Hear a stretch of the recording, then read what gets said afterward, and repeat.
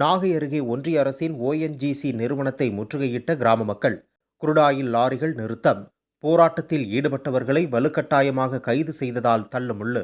நாகை மாவட்டம் குத்தாலம் கிராமத்தில் செயல்படும் ஓஎன்ஜிசி நிறுவனத்தின் எண்ணெய் கிணறுகள் இணைக்கும் நிலையத்தை முற்றுகையிட்டு குத்தாலம் பகுதி மக்கள் போராட்டத்தில் ஈடுபட்டனர்.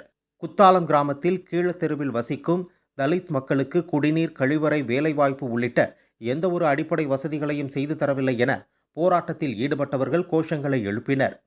ஓஎன்ஜிசி நிறுவன நுழைவு வாயில் முன்பு பொதுமக்கள் திரண்டதால் ஏராளமான போலீசார் குவிக்கப்பட்டு பரபரப்பான சூழல் ஏற்பட்டது. தொடர்ந்து குருடாயில் ஏற்றி வந்த 50க்கும் மேற்பட்ட லாரிகளை நிறுவனத்தின் உள்ளே செல்ல விடாமல் தடுத்து நிறுத்திய பொதுமக்கள் சாலையில் அமர்ந்து போராடினர். பேச்சுவார்த்தையில் ஈடுபட்ட போலீசாரிடம் ஓஎன்ஜிசி அதிகாரிகளை வெளியே அழைத்து வர வேண்டும் என பொதுமக்கள் வாக்குவாதத்தில் ஈடுபட்டனர். அப்போது நிறுவனத்தின் உள்ளே போராட்டக்காரர்கள் செல்ல முடியாத வகையில் தடுப்புகளை அமைத்த காவல்துறையினர் போராட்டத்தில் ஈடுபட்டவர்களை கைது செய்ய முயன்றதால் லேசான தள்ளுமுள்ளு ஏற்பட்டது.